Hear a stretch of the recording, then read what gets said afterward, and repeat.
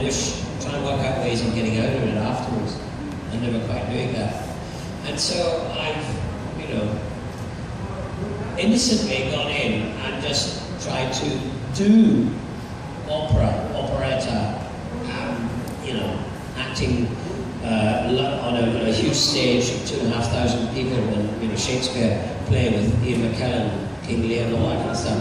And then at the same time doing a film, which is very intimate, because the camera's right there in your face. And it's really fun trying to work out how to do it. It's a bit scary too. It takes a little while to readjust. I know that Ian McKellen, who's a great theatrical actor, the great Gandalf himself, I know he was worried when we did King Lear. We toured the world with King Lear. And then we filmed it at the end. And when we came to the filming, he was very much nervous about it, because we had to do it very differently from the way we were doing it for a year and a half. So, but that's a challenge, and the challenge is the fun, really, doing the challenge. So do you find, do you prefer, with stage there is an intimacy and a connection with the audience, Yeah. You can hear the response, if there's happiness or sadness, it's immediate.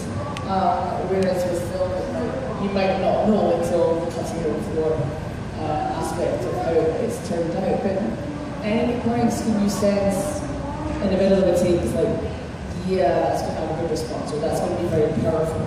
Yeah, there is. It's funny, when you are filming, one of the great things about filming is it becomes internalized, really, when you feel it, you actually feel it inside the moment. And you feel a complete honesty in yourself, inside your body. It's almost orgasmic in a way. You feel you've got it. Sometimes it's only fleeting, and it's hard to catch hold of again. But when you get it, it's a really great feeling. You think, wow, I like that. I hope they like it, because, and that's one of the drawbacks of film. We're only jigsaws, we're only parts of the jigsaw. The whole thing's made by directors and technicians. And you don't know what is the final cut will be. Whereas if you're on this play, you know what you're doing, you know your relationship with the audience.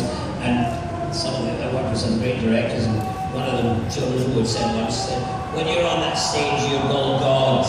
No matter what part you've got, the smallest part, you're all gods on that stage. Because you're in a darkened room, you look much bigger than you are, the audience are focusing on you, and that's, so it's a great place to be for a little while. But filming is very different. But again, it's exciting trying to get that, That's a challenge of it. Yeah. Do you have a preference between stage and screen? No, I like both really. I've done a lot of stage work. But now that, I'm getting a bit older, and I quite like the fact that I'm doing film. It's kind of some people get bored with filming, because you hang around for a lot. You hang around and dressing, waiting to go on and do a few seconds of work. And sometimes, you're called in, and then because of weather or something happens, you never do anything. A lot of actors find that really boring. I find it, I just chill. I go to a Zen place, just chill. I like that really. I suppose even being at Comic-Con, for example, because you have high periods of time where things are moving quickly, and then it's back and forth, and so I guess it's good training in that sense. So I wanted to go back to Doctor Who, because I've heard along the lines different doctors have had input onto the design of their TARDIS. And there's also a little bit of my TARDIS is bigger than your TARDIS. Did you ever experience that whole thing? Well, no, I remember when I remember wanting a punk, steampunk TARDIS interior, which I eventually got, really, because when they made the Paul McGann film, well actually no, it's the Sylvestor McCoy and Paul McGann film, I was in it first. That was my TARDIS, that's my internal, it's not the Paul McGann inside, it's my inside. And I was very pleased to get that. That was my ideal. So the way I got what I wanted, just by chance. They didn't ask me, but that's what I would like to have had. So I was quite pleased that I got that. I've always wondered, do you still have the scarf? Well, you see, the scarf thing is Tom Baker. Don't make it more that big scarf. Sorry, guys. You had the umbrella. The umbrella, but Yeah, I've still got the umbrella.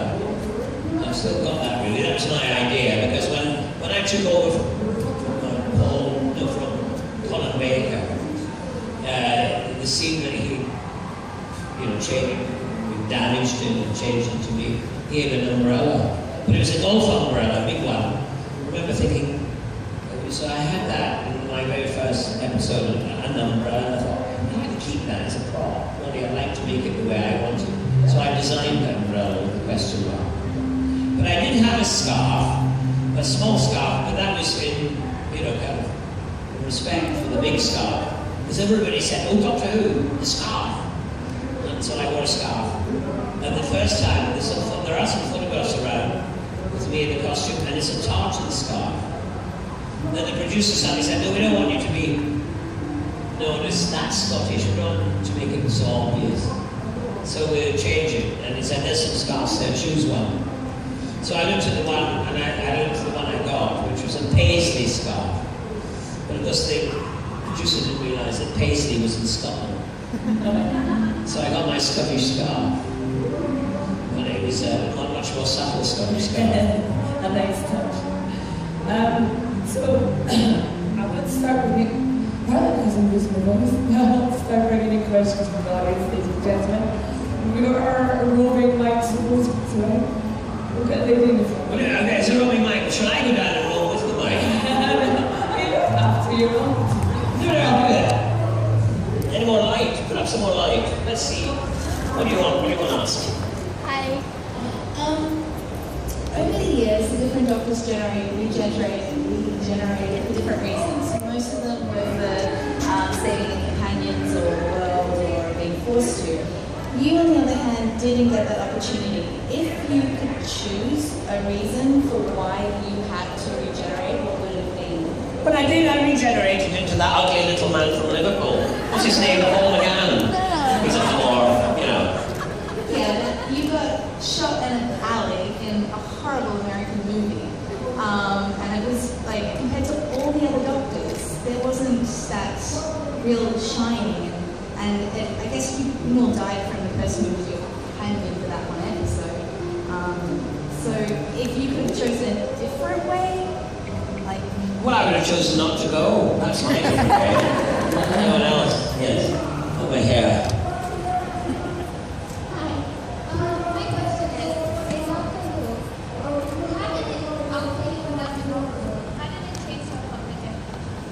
Oh, when I finished off doing Doctor Who, what happened was that I became just a bit more famous, and I used to do lots of theatre work, touring plays, and so I got paid more for doing the same plays. They gave me an extra note on my wages, so that was actually rather good. Hello, Sylvester. First, I want to say it's great to meet a fellow Scot here, and I know the TARDIS that you're talking about. So my question is, what would you think of a possible season of Doctor Who where he meets another Time Lord who wants to build a machine to give him more regeneration so he can live longer, but that Time Lord actually turns out to be the Master, and the reason he gave him his regenerations was that so he could live for the rest of his life knowing that he failed the world? Could you write that down and send it in, please? And we can rip it to a big finish and we'll record it. It's very complicated. I don't know how to answer that one. I have a question. What the funniest thing happened on set? The funniest thing happened on set. Well, actually, what it was we were filming. We were filming in the deserts of Dorset. You don't know, England has no deserts, but there's this huge sandpit in the south of England, and twice I filmed there. Once was the Greatest Show of the Galaxy, and the other one was Survival. And both times it was over 100 degrees, which is nothing to you, but that 100 degrees Fahrenheit. It was really hot, and it was like making a spaghetti western. Now this had lots of cat people in it. There were cat people all dressed up, and there was a young lady, because we were outdoors, because we were in Britain, we were not used to sunshine, there was no shade. And these poor girls were left out without any shade, and they freaked out, and one of them couldn't stand it. So she stripped off her costume, and she was last seen running over a sand dune. Only she forgot she was only wearing a thong. And that, to me, was one of the memorable moments of rather funny as well, that from Dr.